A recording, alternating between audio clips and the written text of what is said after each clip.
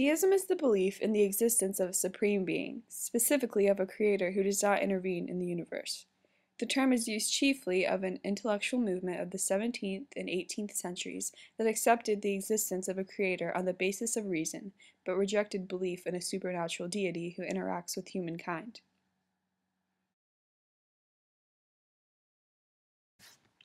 Deists assert that the prime reality is a God who created all things, but is not involved with his creation.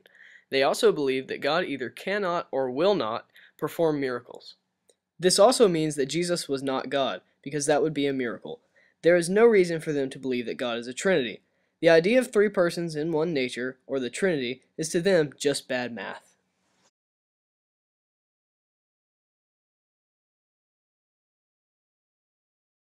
The external reality of deism is that a deist God is like a clockmaker. After he finished his creation, he let it run by itself, and it is governed by its own natural laws. Deists agree that humanity has been created by God and is adequately suited to live happily in the world. The human being is personal, rational, and free, endowed with natural rights that should not be violated by any individual, group, or government. The human being has the rational ability to discover in nature all that needs to be known to live a happy and full life.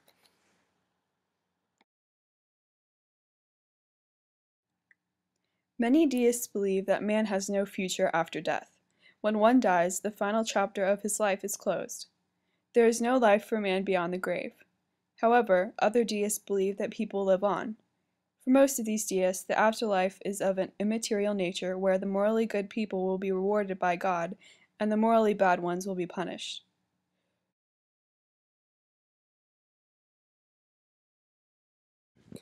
John Locke was not a deist. However, he did display some deistic affinities. He agreed with the deist Unitarian view of God as opposed to the orthodox Trinitarian view. Likewise, Locke denied the deity of Christ, as did the deist. Locke argued that all men are born a tabula rasa, or a blank slate. There are no innate ideas, as both rationalists and deists had been saying.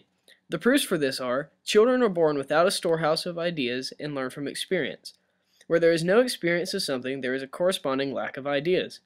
Where there are different experiences, there are correspondingly different ideas. And finally, we have ideas in our minds of things that fit only one or more of our five senses, indicating that all these ideas come via the senses. Deists agree that man's actions are the source of evil. Most deists recognize an evil principle at work within man. Some blame evil on the abuse or neglect of using reason to rule one's life. For most deists, then, man will face either reward or judgment in the afterlife. Deists hold that all moral laws are grounded in nature. However, since reason is the only means of knowing moral laws, there is disagreement as to what laws are binding and how universal they are. Some recognize the human desire for happiness as the single moral principle which guides all actions.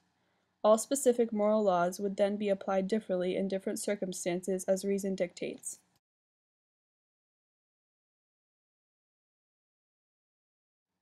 In general, deists had little to say about history.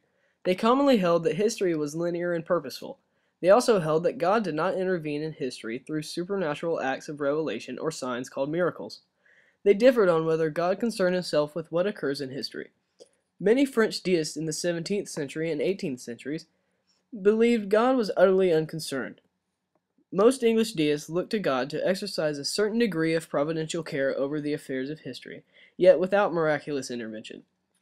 Many deists held that the study of history had great value, for, if nothing else, history demonstrates the human tendency towards superstition, deception, and domination, and the terrible consequences which follow when this tendency goes unchecked and unchallenged. And now, a word from deist Thomas Paine. Of all the systems of religion that were ever invented, there is no more derogatory to the Almighty, more unedifying to man, more repugnant to reason, and more contradictory to itself than this thing called Christianity. Too absurd for belief, too impossible to convince, and too inconsistent for practice. It renders the heart torpid, or produces only atheists or fanatics. As an engine of power, it serves to purpose of despotism, and as a means of will, the avarice of priest, but so far as respects to the good of man in general, it leads to nothing here or hereafter.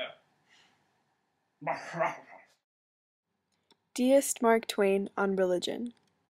The easy confidence with which I know another man's religion is folly teaches me to support that my own is also. I would not interfere with anyone's religion, either to strengthen it or to weaken it. I am not able to believe one's religion can affect his hereafter one way or the other, no matter what that religion may be. But it may easily be a great comfort to him in this life, hence it is a valuable possession to him.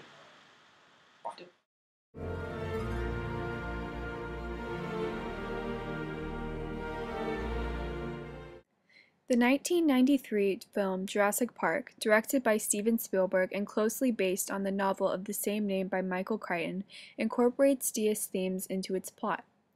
Crichton, a self-proclaimed deist, claimed he obtained his worldview through reasoning and science. In his novel, he uses dialogue between the characters as well as scientific support to communicate the deist worldview to the reader. God creates dinosaurs. God destroys dinosaurs. God creates man. Man destroys God. Man creates dinosaurs. In this scene, Dr. Malcolm first states that God created both dinosaurs and humanity. This statement advocates intelligent design, the main component of deism. Next, Malcolm says that man destroyed God. This statement symbolizes the advancement of reason, which eliminates any need for God's role in the universe.